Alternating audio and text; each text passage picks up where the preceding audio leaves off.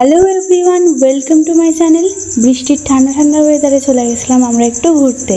আর আজকের ডেস্টিনেশন ছিল ব্যারাকপুর। তো একজন দুজন না, আমরা ছিলাম অনেকজন একসাথে। তো অনেকদিন ধরেই আমরা এই প্ল্যানটা করছিলাম, কিন্তু যাবো যাবো করে যাওয়াই হচ্ছিল না। সো ফাইনালি প্ল্যানটা সাকসেসফুল হয়েছিল, আর সবাই সবার কাজের মধ্যে একটু সময় পার করে নিয়েছিলাম, চলে গেছিলাম ব্যারাকপুর। তো ওখানে কি শুধু আমরা ঘুরতেই গেছিলাম নাকি অন্য কিছু?